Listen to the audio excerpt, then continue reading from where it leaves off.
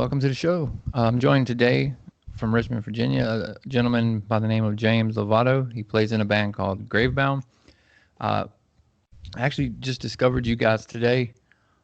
Really dig your sound, and your videos are super cool. You're very active on YouTube. I see you got a lot of videos. It's really exciting. So, for my listeners who may not have heard of you, give us a little description of yourself and what you do. Yeah, thanks. Thanks for having us on here, Phoenix. So yeah, my name is James Lovato. I'm with the band known as Gravebound. I'm the guitarist. We've been around for probably about a year and a half or so as Gravebound. We went through a bit of a rebranding, and for those that follow us long enough, you'll find out that we had a bit of a lineup change in the last year during the dark year of 2020, and so. Yeah, we're a metalcore band out of Richmond, Virginia. We kind of dabble in a little bit of like hard rock every now and then, but we have that screaming, singing balance that we tend to typically have it on a lot of our songs. We try to mix it up every now and then just because we have the ability to. So, we just like putting out music that we like to play. Yeah, and your YouTube channel is very active. Your videos are very professional. It seemed to be a common theme. Is it the same director? Or do you guys do? Yeah, for most of it, it is like the professional music videos. That's done by Alex Hyder. We have had one. I think it was the first one we did. I'm trying to remember the name of it. So our names run together. It wasn't Familiar Skin. It was Failure by Design. I don't know why I had trouble with that. Our first song, Failure by Design, with the new singer, that was actually done by a gentleman named John. And all the the information about his production crew and everything is on the page. But yeah, most of them are done by the same person, Alex Hyder. He's been awesome. We've been working with him for probably about two and a half years with different bands and such. And so he always does a great job. So we just keep going back to him. But we also put out like covers and stuff and other things that we shoot ourselves. So we try to keep it fresh, but we can't afford to always do music videos. Yeah, the price racks up real quick. Oh yeah. I seen you just released 6 days ago. Is that Familiar Skin? Is that the Yep, Familiar single? Skin. Yeah, that's the single I saw. It kind of reminded me of Architects. I could definitely hear an influence of that. But it was the video was super cool, very professional looking. You guys all come off professional. Sometimes like with me personally, when my band, when we first started releasing videos and everything, they're cool videos, but you can tell it's very early. We didn't spend a lot of money. You guys, it looks like a big production. It's like I said, I was blown away while I watched 2 or 3, I think. Like I said, for listeners, I just found out about you guys today.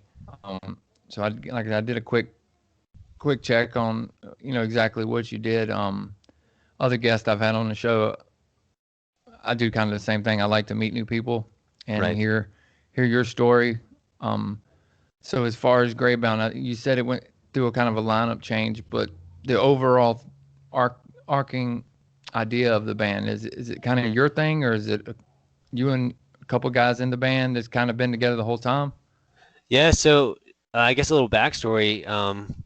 All of the people that are in the band now, even if during the lineup change, they've been in a band at some point together, whether it was like 7 years ago. So we've known of each other for quite a while.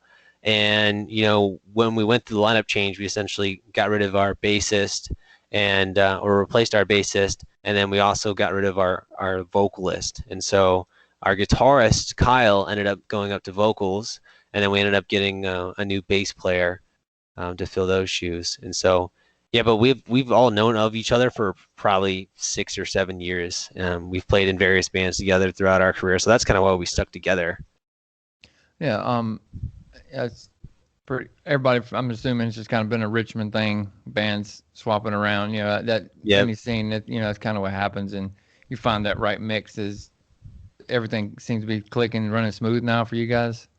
Yeah, I mean we've kind of gotten to a point where we know how we want to create music. We know what it takes. We know because obviously when it comes to putting something out, there's a lot of gears that need to get into motion. And sometimes when you're starting off a band, you're like, how do I get artwork? Or how do I submit my music to streaming? You know, how do I get a music video? And now that we have all these contacts and we know the process, we have a pretty quick turnaround on, say, if we Mhm. want to do a song, we can probably get it out like, you know, in a month or 2 months, you know, barring a few things. But so yeah, everything is kind of firing on all cylinders. Our writing process has been the best it's ever been. We usually struggle in that department, but you know, it's been great for the past, you know, 6 or so months. Yeah, and you've dropped, a couple videos in that time. I was looking at the timelines of when you dropped the videos, and it was almost like every few months or something. Bam, bam, bam, bam, bam, bam, bam. Yeah, we're just trying to, you know, stay in people's faces and trying to keep your attention. We know that people have a short attention span, and we know if we just put out like a full length or like an EP, you know, people will listen to it, and that'll take us a really long time to put together, and then they'll be done with it. So if we Hmm. can keep your attention constantly throughout the year by releasing a song here and there, maybe every month or every other month, then you know that's better for us. Yeah, I'm old school. I like the album. I like the whole process of that. Um, Creating one big piece of art. And I like like when I do stuff, I like to write stories, and I like creating the artwork and all of that. But with modern music, you're like you said. I mean, the attention spans are really short. You put out an album, your album gets 1, 2 weeks attention, and then that's kind of Hmm. it. And that's Yeah. 8 or 10 songs at one time gone. And in today's market, singles is the way to go. Yeah. It keeps that attention. Yeah, unless you have like a label backing you or you have like this, you know, fame already, like Metallica or like Foo Fighters or, you know, just Breaking Benjamin or just, you know, you're a big band already. Like people aren't gonna listen to your stuff year round. They're gonna listen Hmm. to it, especially when you're new. And I think one of the key things as well is that when you're starting off as a band and you're not sure what you're gonna do is gonna resonate with people, you don't want to spend all this money and time creating 10 songs or 15 songs or whatever you want to do and then have people be like, well, it's okay. You know, you don't want that reaction. You want to test a song. Okay, did that do well? No, let's try something else, you know. So that gives you an opportunity to kind of mix things up. And I know it sucks from a musician standpoint because, man, I just want to write music and just put it out there as fast as I can, as much as I can. I'd love to write like a, you know, 10 song album, but it's just, it doesn't work like that these days. And especially it doesn't make financial sense for us.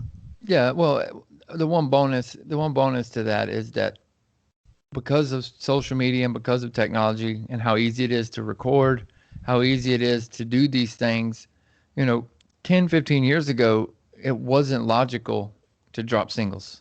It was, you still did it the old school way. You still released the albums, but now with Spotify and streaming services and people's attention spans, you know, we're dropping the singles. I mean, now with technology, you can record at home with a computer Yep. and get it out. When I was coming up, it was you save your money, get into a studio, and you hope you get signed. Nowadays you can make it without that, and that's cool. And I see you guys, kind of using that to your advantage. Yeah, I mean, we got to, especially since we're not signed, we kind of have to use everything, every single opportunity that we have, every advantage that we have to get a leg up. And I hate to like make it seem like a competition, but sometimes, you know, it is because we're fighting for attention over all these other bands, and Hmm. you know, we need, you know, fans to keep, you know, make this a dream for us and make this a reality.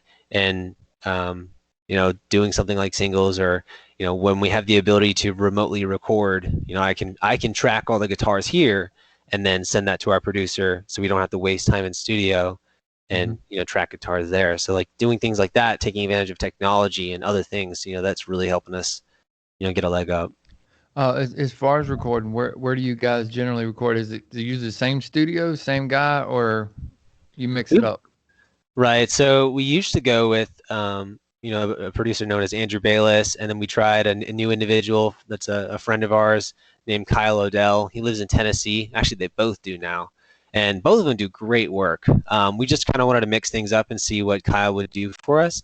But in terms of like him, we've done 3 songs with him so far. The ones that are out right now. Well, actually, no, 2 songs that are out right now that are from him. The first song, Failure by Design, was the first producer, Andrew Bayless. But the last two songs that we put out, Tonic and Familiar Skin, have been from Kyle O'Dell. And we kind of, the whole recording scenario is a bit, I guess, detailed because I do it, a lot of it here at my house. Mm-hmm. And then I'll prep all the stems up, so guitars, and we'll probably do like MIDI bass or MIDI drums, and we'll probably do vocals in studio, but everything else is pretty much like if I have like violins or any type of synth production or anything, I'll have that ready to go. I'll provide it to our producer, and he'll already have that loaded into a project when we get there, and we'll just track vocals and be done pretty quick. Yeah, plugins and recording at home makes everything really easy. And at this point, especially from a digital standpoint, if you like plugins or using um, an Axe Effects or any kind of profiler, you don't need a studio for that anymore. What DAW do you use? I use Cubase, and so does from Kyle, from what I understand. But he's on another level. Our producer, he uses like probably 4 or 5 different DAWs. But yeah, my main DAW right now is Cubase. I love it.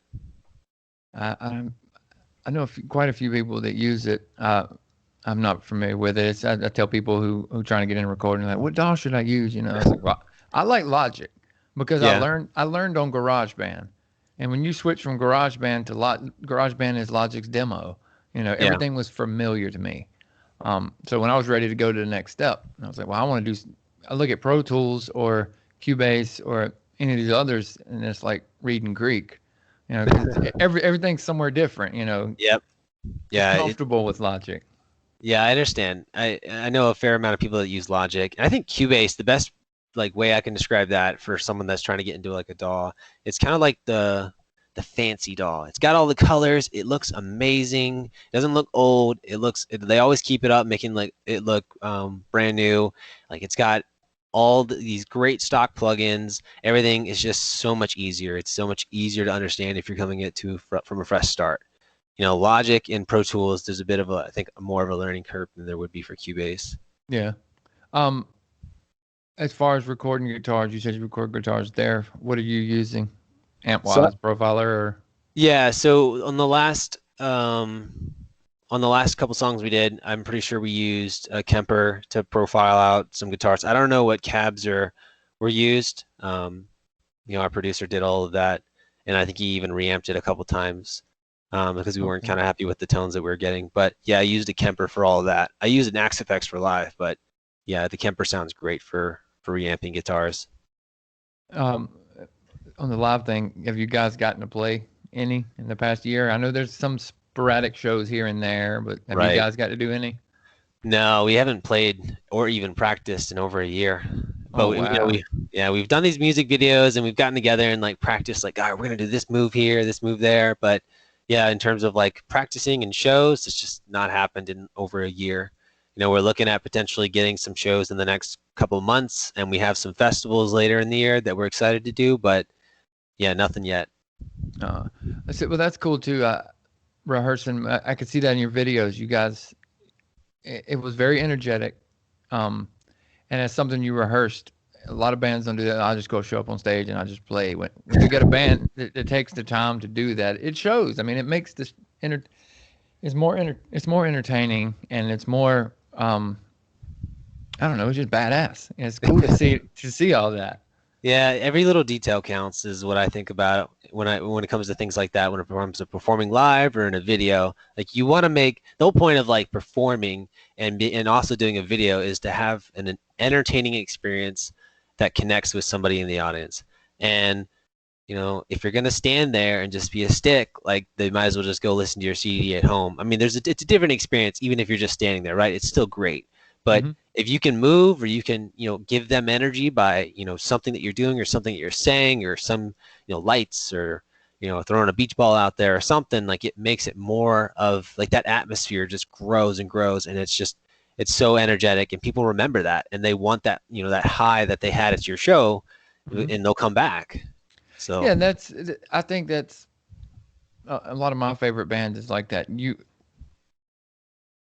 The best live bands are the band that can take what they're doing and the emotions they're feeling and trying to portray, and they can throw that into the crowd, and the crowd picks up on it. The crowd, they feel that too. One of my favorite bands is Gojira, Oh and yeah. when I went and seen Gojira for the first time, it was like a religious experience because the energy that they brought. And I've seen a lot of bands in my day, but it's something about them, the way they delivered. It they trans you you're transported somewhere else. Um, and I think that's cool. And with you guys, I see that energy there. I instantly like, man, I'd like to see these guys live. That from the screen, just on my screen on my phone. You guys just jumped out. Is there some bands that you guys kind of look up to that you guys like? We want to kind of do something kind of like that. We want to put off that kind of energy the way they do. Man, I never actually thought of it in that perspective. I mean, obviously we have like our influences of like bands that we listen to and that we look Hmm. up to as, someone that we'd like to follow, like Architects, like you mentioned in Wage War and Slaves and Dayseeker, a lot of these modern like metalcore slash rock bands. But when it comes to like a live experience, I haven't really gotta think about that. Um, it's been so long since I've even watched like a YouTube video of a live show or even Yeah, been to a live show. yeah. It's I think one of the actually I just thought of one. North Lane is one I look up to okay. because when it comes to like a live show, and they really inspired me because I watched it their YouTube video a long time ago, and they have the most insane light show at least at the time for me seeing light shows and when I was getting into like setting it all up for us. It was insane. Their energy is amazing. It was just something I thought that I wanted to replicate in some capacity for our fans. Yeah, like you guys have your own light show and everything. Is some of what's in the videos part of your live show, or is it you have something kind of totally separate from that? Yeah, our light show is totally separate. The videos are done in a studio most of the time, and they're just kind of for the video. So the Yeah, lighting or the lights that we use, especially in Familiar Skin, yeah. Those that was those lights are badass, man. yeah. No, that those are man. That would I think those lights are probably like tens of thousands of dollars. There's no way we would They're super be able to. cool. Yeah, they're amazing, but that's a huge warehouse worth of like hundreds and thousands of dollars worth of lights. There's no way we can reproduce that. But we do have like our lighting bars. We have like four sets of them, and we have them positioned so that it really lights up the stage well, and it makes it. We don't just have them on and like they're bright on us. We have them actually like flickering and doing cool things. So we try Are you to are do you that. using something like Ableton, or do you have someone who runs the lights for you? Yeah, so that it's integrated into the DAW. So we have a box it's called DMXis, and it essentially takes DMX signals over USB, and there's a plugin for Cubase for DMXis that you can send signals from that, synced with your music to that box, and then that box will just connect out to your lights. And so that's all automated to the DAW. So I don't have to do anybody have to like slide in any faders or anything for lights or anything. It's all automated.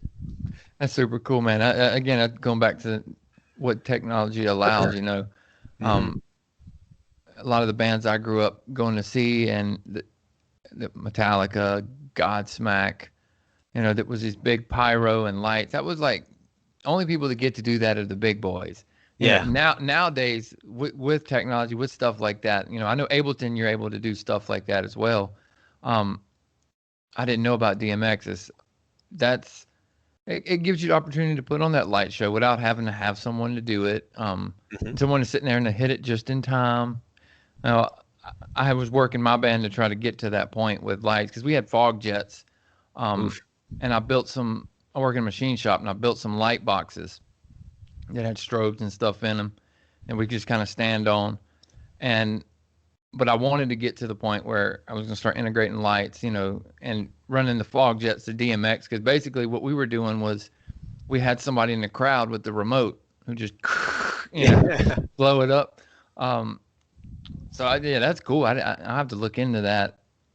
Yeah, it's amazing. We got like to kind of dive into a little bit of like how our setup is for live. It's just, I take off everything's like in one box, a 16 rack unit box. Got my Axe effects, the basses, sax effects, all of our wireless, all of our in-ears, all of in one box, and then the light controller is all in there as well. And I just plug a few things in and hit space on the laptop, and it runs our set essentially, and we can play to that, and we're good to go. That controls our lights, that controls all my patch changes, so I don't have to do any like pedal board stomping or anything. So like when I need to go to a lead track, just right on time. That brings up something that I hadn't got to really talk about on the show. Is so I assume you guys are playing to a click Yep. and backing track. I there's another band. I don't know if you've heard of Fractured Frames, out of Asheville, and I've known them guys for years, and they've taken some shit. People saying stuff, oh, you playing to a click, you playing to a backtrack that takes what. No, you're the prime example to see what that backtrack opens up possibilities to do. There's nothing wrong with just showing up with your band and jamming without a click and a backing track. There's nothing wrong with that. But when you have that, that opens up the door to do so much more. Yeah, because you can automate lights, you can automate smoke, you can have like 808 or impacts, that happen at a certain point. I don't have a keyboard player. I don't have someone that's going to be able to play like the violin samples, or there's a lot that we put in our music that I want to bring to the show, because I want you to feel like you're listening to the song like it's off the record. So I need those to be put in the back because we don't have someone that can do that. So that gives us the ability to do so much. And also, this show is consistent. I'm not speeding up, slowing down. Yeah. There's a lot to it. Yeah, and I appreciate that, and I think a lot of fans do too. The I think the casual fan that comes to a show, they don't care about any of that. They care about, hey, there's a band performing. I dig it. I enjoy seeing them live, um, or they make me laugh, or whatever emotion that you invoke. Each band's different, but the most fans, until I got into bands and actually pursuing that, there's a lot. I didn't know. It's like nowadays. I don't know if you feel the same way.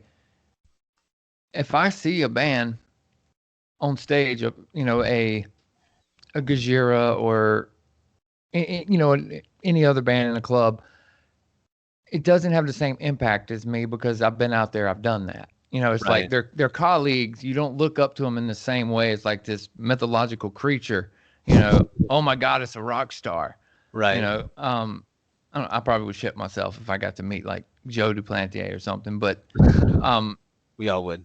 yeah, but it's one of those things that as I grow, it might be getting older as well. That has added to that. But people who don't do it, they go and they're seeing a show. They don't care if you play into a backing track. You're going to stand out more than that other band because you got the cool lights. You can do changes and stops and stuff that make you sound tighter because everybody's on that same time signature. It's Right. perfect. And the band that I was in the past few years, that was the first time I'd ever played to a backing track or click. And man, it saved my life. It saved our asses a couple of times. Yeah. we lost we had a bunch of shows booked and we lost our bass player. Add bass. Yeah. There you go. Bass on the backtrack. We don't have to cancel the show. Yeah. There's so I know it can get to a point where you're like, oh, I got bass on here, I got guitar on here, and then I have vocals on here. And like at a certain point, it's like I can see how it can be frowned upon because you just have Yeah. so much on there. But it just elevates everything that you do. And I honestly think a lot of the people that may frown upon having a backtrack or playing with a click, they honestly can't because Yeah. it's hard. It's really hard to play with a click. Oh yeah. Yeah, You're I play guitar for probably 10, 12 years before I could ever play to a click. Yeah. It's hard. It's very difficult.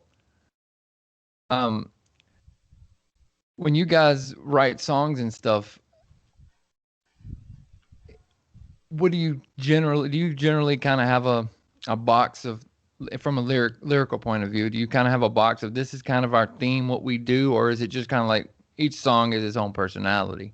Yeah, I'd say each song is its own personality right now. I mean, when we wrote our last EP, when we were doing EPs, it was centered around like mental health, and so there Mhm. was kind of like a box on that. But the singles that we're doing right now, everything's kind of its own beast. It's like, all right, what am I feeling at the moment? What emotions am I feeling? And that's what Kyle, our vocalist, tends to write about him, from what I understand. Okay. So y'all kind of all contribute your own pieces. It's not like one man brings in all this and everybody just kind of learns it, so it's kind of a group effort. In some ways, yeah. So I am myself the primary writer, so I do write a lot of the instrumentals. Hmm. But everybody has, a say here and there in the process at some point. But Kyle, our vocalist, is the primary vocalist writer. He also helps me with the instrumentals. I write a lot of the structure of the song, the guitars, even the bass and drums. Like at a very for drum, I'm terrible with drums, but I'll write some like basic drums and like spice it up. That's kind of my approach. I always used Logic has an auto drummer feature, Oh, like and 4/4. yeah, you just kind of what is your BPM, what time signature you want? Do you want a rock drummer, and what style of rock drummer? You want punk, retro, funk, or whatever. I always use there's a guy named Anders who's a hard rock, and it's basic drum beats, and that's what I would always do. I'd record riffs and stuff and arrange songs, and then I'd just take the drums off and put the click on and send it to my drummer and say, "Here, do what you want to, man."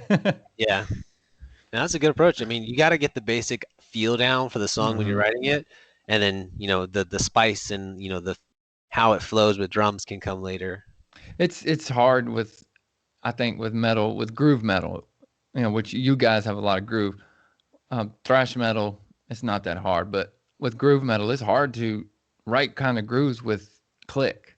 You Hmm. know, the drums, you got to feel that. You get that, get that stutter, that chug.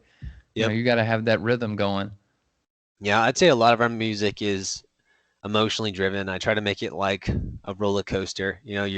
It's up, it's down. I try to have that, that release. There's like this excitement, and then you get your release, whether it's a breakdown or it goes into a slow part. I try to make it that emotional journey, so it's not just this flat song the entire time. You're like, how long has this been going on for? So, um, with COVID and everything, I know you said you guys hadn't really rehearsed or done shows. You just kind of been doing videos and releasing songs. Um, what's kind of the plan moving forward? Are you planning on shows? I know you said something about some festivals earlier.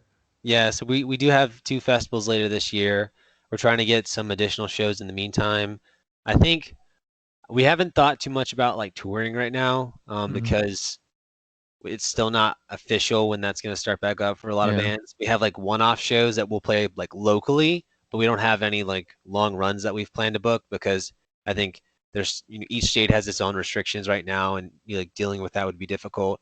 yeah, We also don't have a booking agent, so we have to do a lot of this ourselves at the moment. So I think we're gonna eventually look to start doing some tours. We might be able to sneak, like a weekend later in the year, because I mean, typically a lot of the tours happen to the summer, and from yeah, what it looks like, that might not be possible this year, but we'll see. But we're definitely gonna try and get more shows out this year than what we already have booked. But we're just gonna be playing it by ear. But for the next year, for sure, we're gonna try and get some weekends in or in some full weeks in for touring. We don't want to just go out on the road for a month because we don't really have that large of a fan base yet. So it kind of be playing in front of five people, which is the reality sometimes. But we want to try and build our fan bases before we actually go out there, so we yeah. actually have a crowd to support us. That's difficult too. A lot of younger bands, um, they're so anxious to get out there and play, Hmm. and I feel like a lot of times it's so easy to get that label local band, Hmm. and then there's a disrespect to it for some reason. It's like, oh, it's just a local band. You know, um, well, it's everybody's a local band somewhere. It's Yeah. but I think that bands sometimes tend to when they get started and they get a few songs. Okay, let's play a show. Let's play a show. No, no, wait. Like you said, build your fan base, build your online presence helps with that now. You can take the time to build an anticipation to see you live. Like I watched one video and I was like, fuck, I want to see these guys live.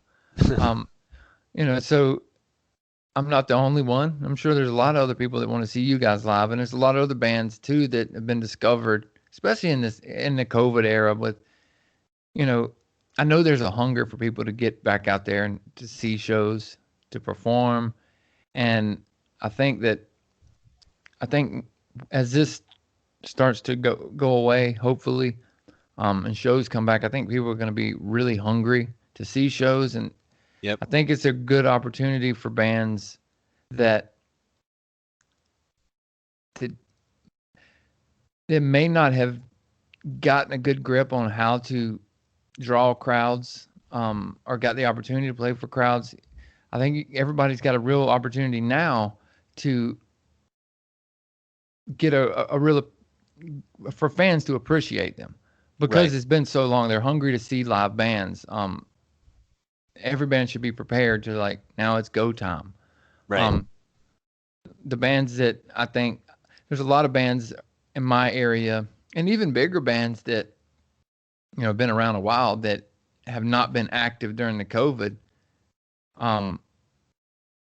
They're easily forgotten, because there are a lot of bands that have really stepped up at this time. Yeah. And really started dropping singles, videos, doing live shows on.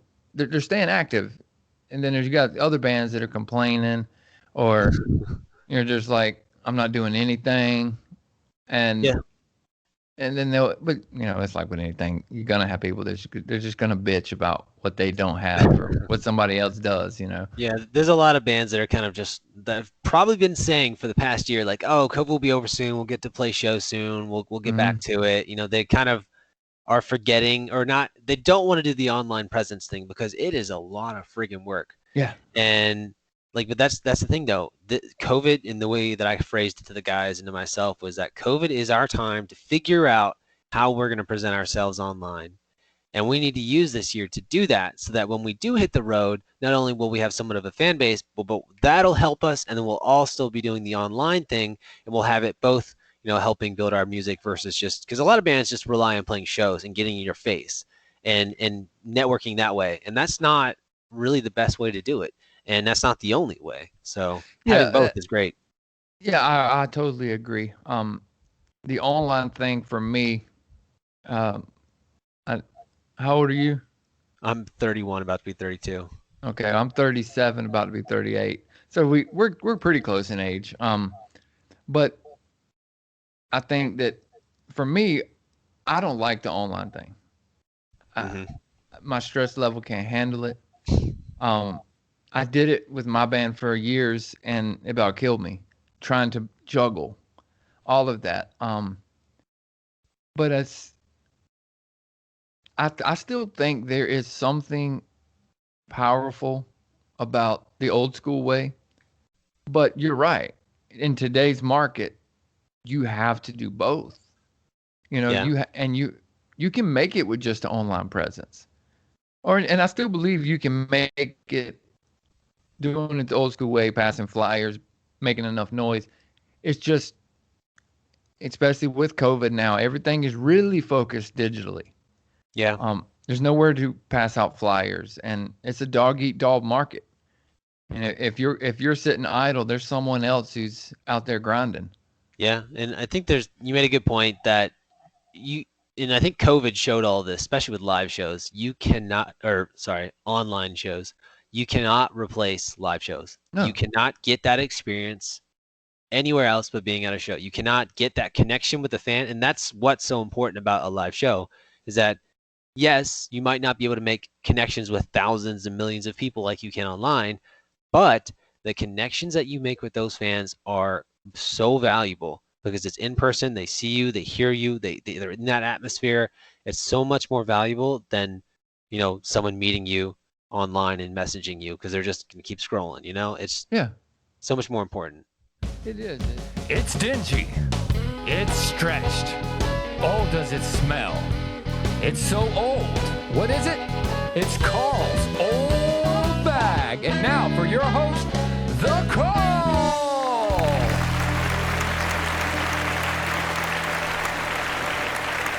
All right, everybody.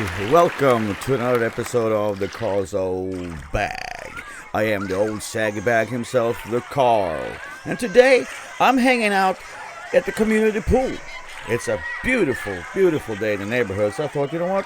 I'm gonna go see if I can get my pale ass some color. And I mean tan. Alright, so I left the bag at home. So I'm going to keep doing what I've been doing for a while. We're going to have more of a controlled episode. No, you don't know about that. They're hanging out with these weirdos here at the pool. Anyways, today I'm going to talk about an album that sort of meant something to me again, in a special way. And today it is Iron Maiden, Brave New World from the year 2000.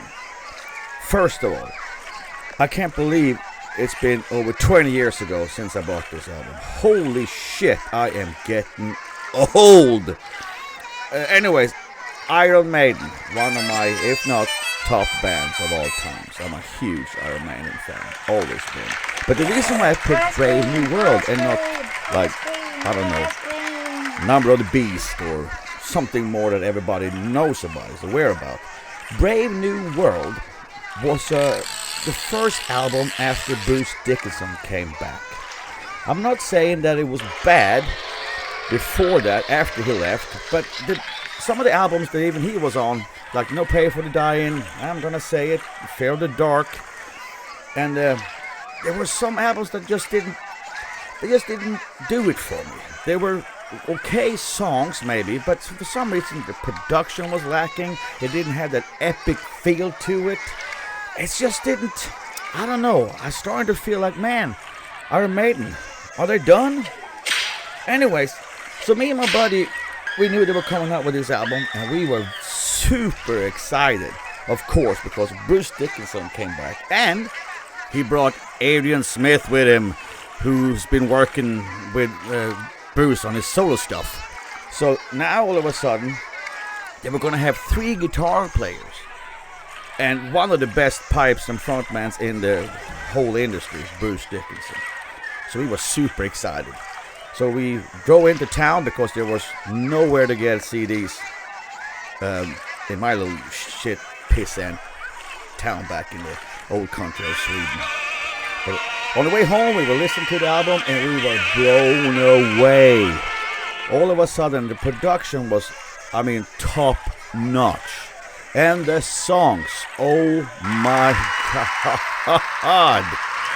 It totally laid to rest all the worries and anxiety we had about the band. We were still huge Iron Maiden fans, and we probably always will be. But this album turned it around for me personally, and I had no doubts anymore. Since then, of course, they have made killer albums.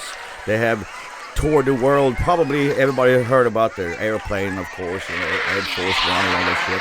I think this album and the tours that came after this really made them even bigger than they were. They are an enormous band now. They always been, but this album, for some reason, rocketed them even higher, took them out of that slump that I thought they were in. And just, oh my God, I love this album. The opening track, The Wicker Man, killer album. A song. Ghost of the Navigator. It's such a somber ass song. It's just so good because there's so much emotion in it. Brave New World is a typical Maiden song, really. Epic shit. Blood Brothers, oh my God, what a tearjerker. It's basically about the fans. That's how I interpret it, at least. That everybody's in this shit together. I think they still play that live. The Nomad. It's like the Alexander the Great of the new millennium. The Nomad is like, oh my God, they're probably never going to play it live, but wow, what an epic song. Out of the Silent Planet should have radio play every day. It is so damn good. Kevin Shirley produced this album, and I think it still does. And that's the best damn thing they have ever done to the band. Kevin Shirley kills it. He knows Iron Maiden. And this album They grabbed themselves by the balls and just hit it out of the park. Iron Maiden, Brave New World from the year 2000. Oh my God. All right, that's it for the Carl's Old Bag episode this week. Tune in next week for another episode of the Phoenix Fire Podcast. And your host, Chris Scott. And check out what the Carl has in his old bag for everybody next week. Rock on!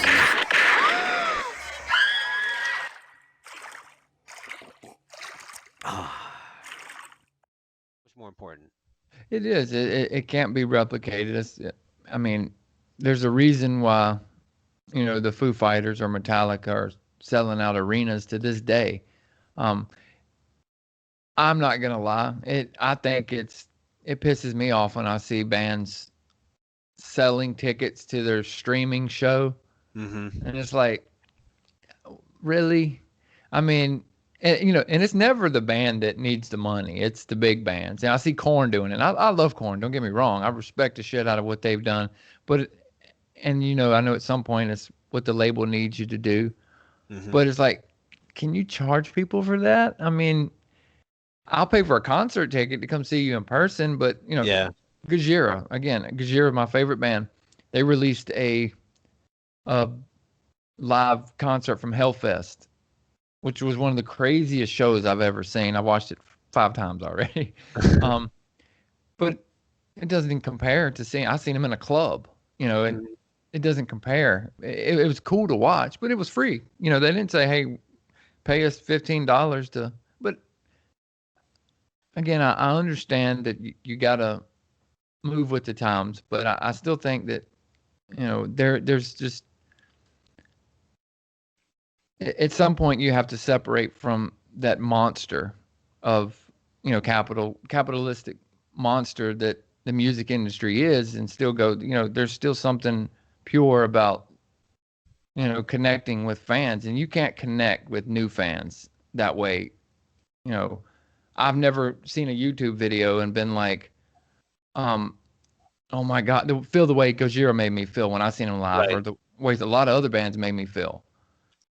Yeah, you can't replicate that. And I get it. There's like a balance of, trying to make money and also being true to the music, and it's hard to keep because I mean, there's a lot of bands out there that are big that, getting Metallica level fame is just not possible anymore. No.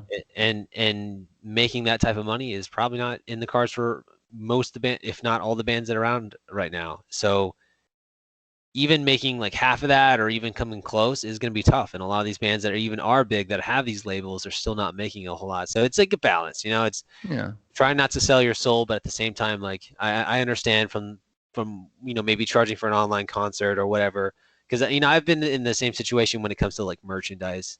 Some people want to, like they know you, so like, hey, can I get a homie hookup for a shirt? You just give it to me free, and it's like, well, that $1,500 I just paid for that music video, and that $500 I paid to mix and master the song, and the $1,000 I put into promotion. Like, yeah, I'll just give you a shirt for free. It's like we kind of need that to make up for a lot of the expenses. So it's just the balance.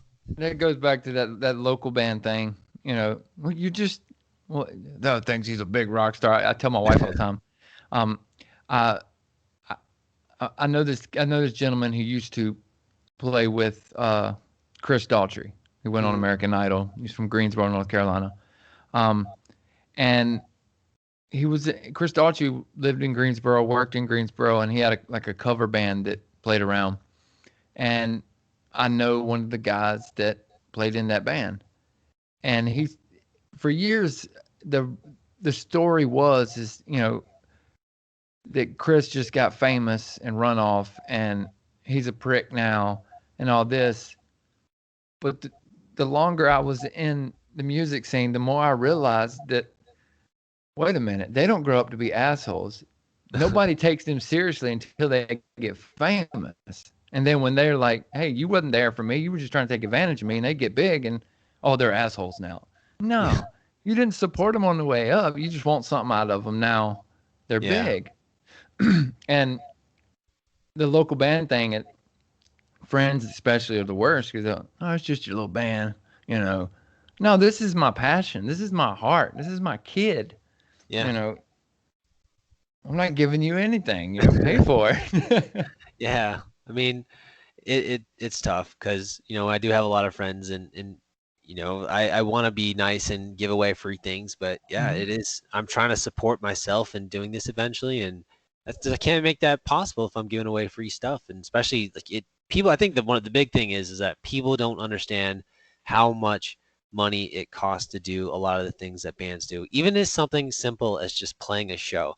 You got to buy a guitar, you got to buy an amplifier, you got to buy a guitar stand. You got to buy maybe a microphone. There's just so drums, bass. Like there's just so much of a cost just to be in a band, and that's Mhm. just the most basic part of being in a band. Like you want a music video cost, album art, like it just goes on, and people don't understand that adds up into like thousands, tens of thousands, hundreds of thousands of dollars quickly, and Mhm. they just think, Can I get a free T-shirt? yeah. You know how much I paid to get those T-shirts? Yeah, I mean, if I was like signed by a label and they were fronting us like, $100,000 and like I didn't really, and I was ignorant and didn't know where that was going, then I could see maybe like giving away some free stuff because that's not my money per se. But like, when we're unsigned, independent, everything's coming from yourself. All this investment that you're putting into the band is from your own money, and it's tough. Yeah. Well, I think too, when you talk about, you said earlier about the finding that balance between um the corporate machine and being pure to the music, true to the music. um I think that a lot of times people, even people in bands, mostly the people in bands, you get this, you paint this picture in your mind that this is what making it is, and this is what being successful is. But at the end of the day, you strip it down, it's just like social media. It's the same thing. It's a popularity contest. Hmm. There are bands that are complete trash that are making millions of dollars. And there Hmm. are incredible bands that are some of the best musicians on the planet that aren't making nothing. Yep. But that person who is the song of the year was WAP. I mean, you know, and I'm not knocking it. It is what it is. Every generation has that same song. It's a little more vulgar now than it used to be, but Right. it's still Baby Got Back. It's still Hit Me Baby One More Time. It's still all of that. But as I've gotten older, I've come to appreciate people like um, Johnny Cash or Willie Nelson, or there's the old school, just like I'm gonna do it my way, F you, you know, Right. kind of mentality. But at one time they didn't have that attitude. At one time they were trying to make money and doing the things that we all do. But I think a lot of times with younger bands, what happens is they get caught up in that bustle of, let me get famous, let me get, how can I make more money? How can I get more attention? And then they quickly disconnect from what they want to do. Take Metallica, for example. The reason I think Kill 'Em All to Injustice for All is the better albums is because they were hungry Hmm. and they had heart and passion, and they were doing it the way they wanted to do it. And then around the Black Album, they changed. Now, don't get me wrong. I think the Black Album, Load, Reload, Garage are incredible albums. Saint Anger, we just don't talk about. But the one thing I like about Saint Anger is, for the first, they went back to what they did with Kill 'Em All. It was just like, F you. This is what we want to do. We want a snare that sounds obnoxious. You know, it's a terrible album in my opinion, but I respect Metallica more for it. And I think you see that in musicians, that when they're younger, they're hungry. Their first couple albums are usually the best, and then it gets that, what a lot of people say, the sellout. You Right. know, and they're just making money. They're just going to work, clocking in, doing their 40, and coming home. You know, and then it's usually around their 30s, the early 40s, where they just kind of start experimenting again. And that's when like Aaron Lewis started doing country music. That's what the fuck he wanted to do. You know, he Yeah. didn't want to do Stained. Yeah, and he could. Yeah, and he could, yeah, he worked himself to a position where he could do that. Um, but I think a lot of bands, again, they they can't separate that and go, it's okay with being a local band that plays in the bars and does cover songs, or just parties with their buddies. It's okay to jam music at home, and it's okay to make amazing music videos and cool songs and chase a dream. There's a million different ways to do it. The most important thing is that I think that we know which path we're trying to be on, and don't criticize somebody else for not walking that same path. It's art. Be creative, enjoy it. Yeah, like, kind of let me do me and you can do you. I want to go about it my way. You can go about it your way. I find my passion, I find my enjoyment in doing it this way.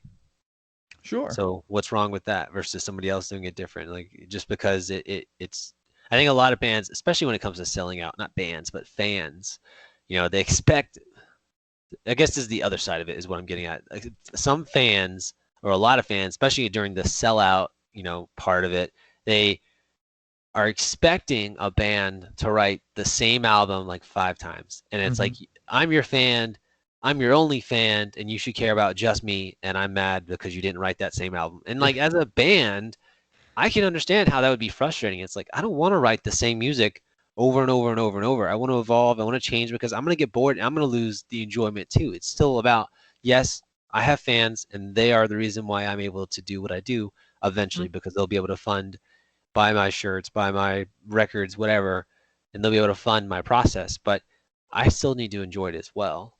And if I don't enjoy it, then what's the point, to some degree, right? So as a band, you have to have that internal reflection and be like, I want to write something new. It might come across as selling out, but that I just want to write something different. And some people see that as selling out because it's not what they wanted.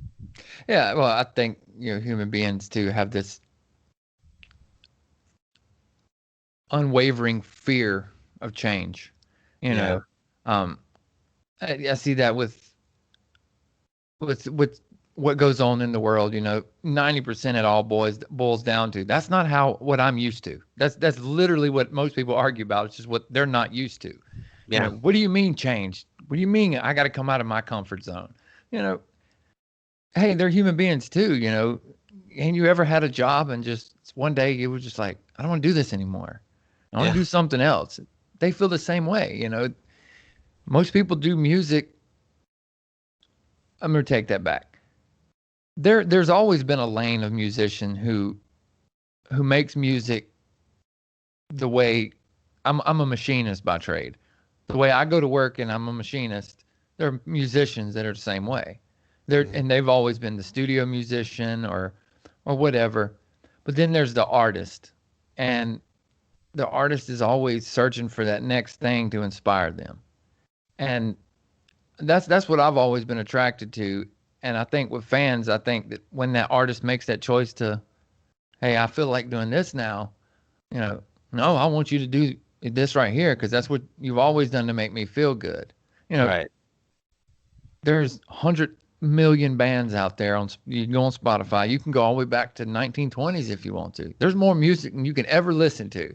Why are you worried about if, Aaron Lewis does a country album? Who cares? You can listen to the old stuff. I mean, yeah. No, I completely agree there. We want to be inspired. We want to be excited about the music that we're doing and writing as well. And when a fan sees that as change, like, I can see how that would be frustrating. I think there's kind of a meet in the middle spot, you could try and find yourself in, unless you're like, I really want to do country and I just wrote death metal, but now I'm going to do country. I get that. Like, that's completely changed, and people just gonna have to live with it. But I think if you're going to somewhat stay in the same genre, you can at least try and have like a soft change, like it's still heavy metal, but with like rockier influences. If you're going softer, for an example, like you can still have like a balance where you have some songs that are heavier, some songs that are softer. And so you're kind of pleasing old and new fans at the same time. Yeah. Well, I think two perfect examples of that for me was is Parkway Drive in Whitechapel. Hmm.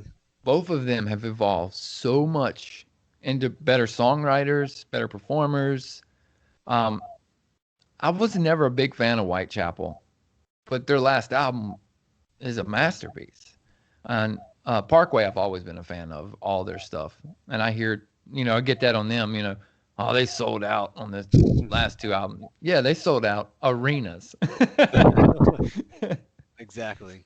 you know, Kudos to them because I remember when they were just a band that I had tickets to see them in 2006 with it was a tour with Killswitch Engage and Every Time I Die. Okay. And it was on Parkway Drives. I think it was when Killing with a Smile, their first album, came out. And their bus broke down and they couldn't get to the show. And I didn't get to see them.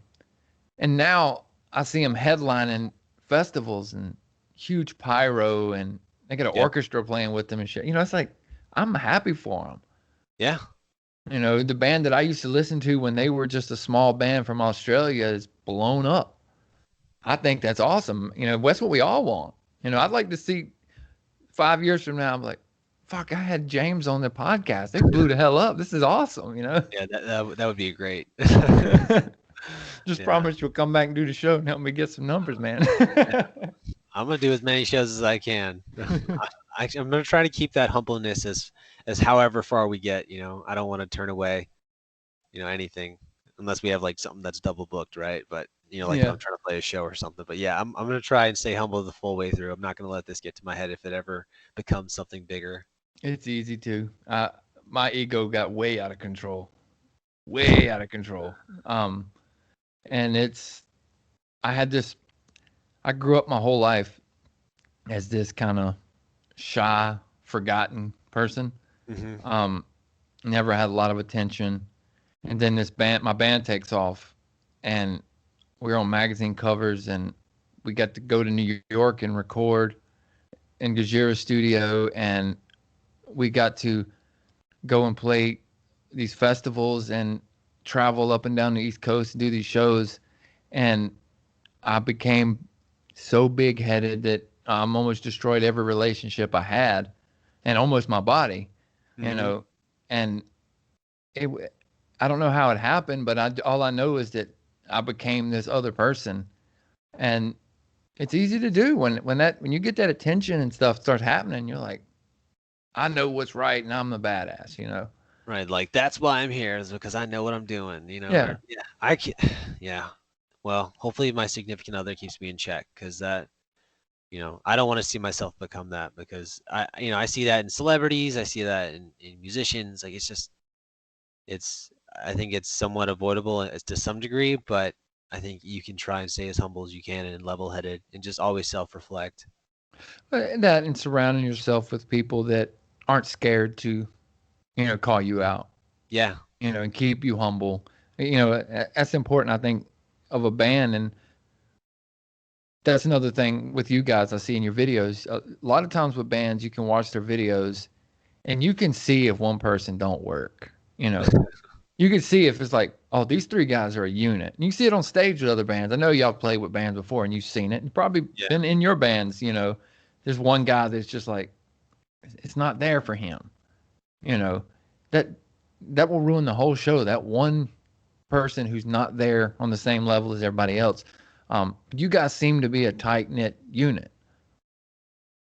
Yeah, I mean that's also by choice though, because we had a lineup change for that partly because of that. We wanted to make sure that we were not only like cohesively, talented, but also making sure that we had the similar personalities, got along.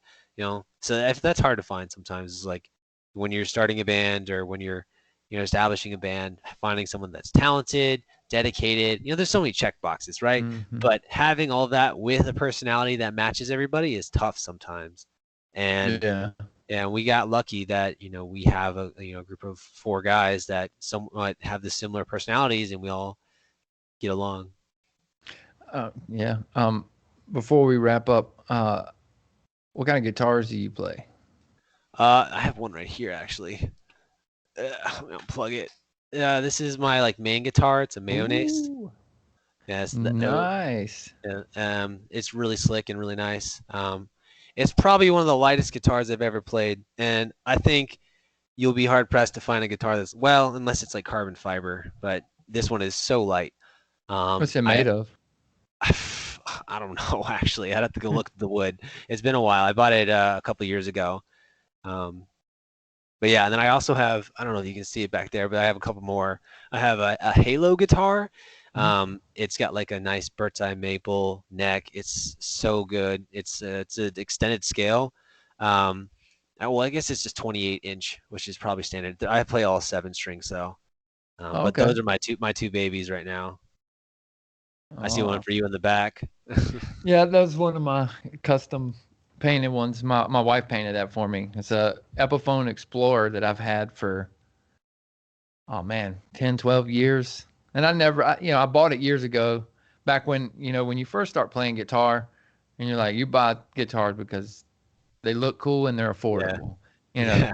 It's much later before you ever get, into anything else. Mhm.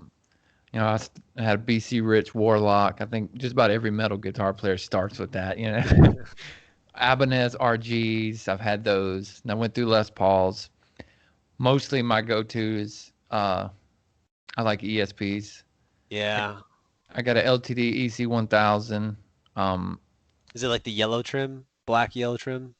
No, it's Snow White, Okay. and I had the EMGs ripped out of it, and I had it modified for. I don't know if you know it. If you know that, some people may not. If you are interested in LTDs, EMGs are active pickups. Hmm. Well, the ESP does not. If you try to put passive pickups in it, it's nothing run for a ground wire because EMGs don't need it. Right. So you have to go in and drill it out and modify, and it doesn't connect with the bridge well. You have to change out the bridge. I don't know if it's like I don't know, it's something that's not conductive. Right. And because I had it switched out and I had Bill Kelleher from Mhm. Mastodon signature Oh wow. pickups put Nice. in it. Them things they're so nasty. Yeah, Um, I owned an ESP and a Les Paul at one point, and then I ended up using Schecter for a while, mhm. and I replaced some of those active pickups with some passives, and that was a whole mess because you got to replace like the pots Yeah. and drill holes if they don't line up. It's a mess. Yeah, it is. Luckily, ESP has recognized that EMG isn't as popular as it used to be, and Hmm. I noticed they started putting Seymour Duncans and even some Fishman um, into their ECs now. But mostly these days, man, I got a custom. I'm trying to see if I can get it over here, but I got to get up to do it, so I'm not. I got a custom Telecaster my buddy built for me. Okay. And it's got single coil. Um, Seymour Duncan, they're called quarter pounders. They're like Never. extremely high output single coil. Hmm. And they get some really cool tones. But I got a PRS, a Fender Strat. I'm at that phase of guitar playing where it's like I played metal guitar for so long. It's like I want to play with other tones and sounds, So I've started experimenting with different guitars. Gotcha. Do you Oh, play? You play just profilers? what do you mean, like for live tones? I mean, well, in general. I mean, are you into any amps? I used to have a 6505 Mm-hmm. plus, and I sold that when I went to buy the Axe Effects. Okay. So I don't have any live amps at this point. Everything's just DI from the Axe Effects. So Makes that's live so much easier. yeah. I think I'll say this every single time. I love the feeling and the sound from a real cabinet and a real amplifier. Like I just can't beat it. I know we're getting close Mm-hmm. with like Kemper and Axe Effects, like the sounding that way, but you just can't beat it, especially if, like on stage and feeling that thump. You just can't Yeah. beat it. But when it comes to, and you got to think realistically, when you're gonna be playing shows and when you're gonna be playing like week after week, especially if you're gonna start doing like month tours, you have to have something that's consistent and reliable, and that is not it with an amplifier. No. Tube's gonna go out, and you're gonna be like, oh, I don't know what's going on, especially when you're like small and like you don't have a guitar center or something that's open. You're just screwed, you know? Like, Yeah. I get, yeah. When you go past the age of 30, which you are now, it's not as easy to haul around anymore. Oh yeah, there's no way I can haul around like a cab. I still have the cabinet, but there's no way I could haul around the head and everything because I had rack stuff with it anyways. Mm-hmm. I still technically don't have a way to haul around like our main 6-unit or 16-unit box, but yeah, I don't have a vehicle to haul around my gear most of the time. Yeah. Oh, I totally relate. I got an EVH 5150. Ooh, that's nice. Half stack, and I also, but I also have probably $200 a month bill to the chiropractor because my back is screwed, from hauling in and out, in and out, in and out. Yeah. That's another thing people don't realize as a band. You get on stage and get off stage. It's not like you get to take your time, lift correctly. You got to go. Yeah. Most of the time you got 5 minutes to get on or off the stage. The whole band. Yeah, the set changes are intense, especially when you're not a known band. They're like, you need to get off. We've had sound guys tell us they're going to cut us off if we don't play to 30 minutes exactly, and it's just nuts how tight scheduled things are. And I understand how it needs to be, but yeah, hauling equipment around is not the way to go. Especially, if you were playing like venues, I'm sure like large stadiums at some point, and like where the crowd is not even going to hear your amplifier because how far back they are. Yeah. So what's the point of even having it? It's just a prop on stage. There's a club in Asheville called the Orange Peel, and there's an elevator that comes up to the stage, and the stage is really, really deep. And the first time I played there, when I went on the stage, it was so big that I felt like my bass player was like 3 miles away. But even on that stage, which is a venue that holds probably, I don't know, maybe 600-700 people. It's a good size, just club venue.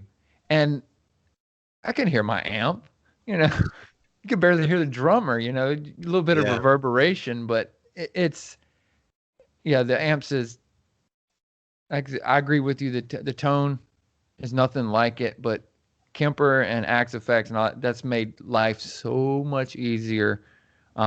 If I ever got back out into going on the road or anything, I would definitely invest. Yeah, it's gotten to a point where musicians probably can tell the difference between like maybe a Kemper and an actual like real amp, but the audience member, they're not gonna know.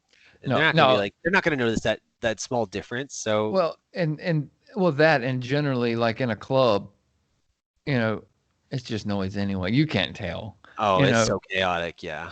Well, that's got to be something good with running through Cubase and having that control is you can go in a shitty club and you still control the mix. You sound good no matter where you're at. We've all played that shows where you go and you sound like shit because the guy running the mixing board is, the cousin of the owner and he needed $20 for the evening. So he comes running the, sound. He don't even know what he's doing, Right. Yeah. Well, man, I really appreciate you doing the show, and it's been a pleasure talking to you and getting to know you a little bit. Take this time to plug your band, tell everybody where they can find you. I'll include links on the podcast and on the YouTube channel to get to your stuff. But by all means, go ahead and plug whatever. Awesome. Yeah, I mean, it's pretty simple. We have a website. It's just gravebound.com. And there's links to our music, our YouTube pages, our social medias. We're on everything you could probably think of. Unfortunately, we are on TikTok as much as I hate it. And we're on Instagram, Facebook, YouTube. I think we even have a Snapchat. We're trying to get on everything, even a Twitch. Sure. Make sure to follow us on there, or just go to our website and check out our music. We have some shows coming up, but that'll be posted on our website and our other social media. But yeah, if you want to connect, anybody that's listening that wants to connect to the band, hit us up on any of our channels. We respond to everybody. So that's something we try to do. So hit us up. Cool. Yeah, man. Everybody definitely check them out. The videos again are super cool. Music is badass, man. You say it sounds really good. You're a tight band, and it's been a pleasure talking to you, man. Thanks for having me on. Anytime. Anytime you got a single or anything coming out or anything going, I'll follow you guys now, but I'll try. I keep my social media. I got a limit 1 hour a day on my phone. My phone locks me out after an hour. But if you ever got any big news, shows or singles coming out, anything like that, make sure you tag me so that way I know I see it, and I'll share and promote best I can. Awesome. I appreciate it. Thank you, man. Peace, everybody.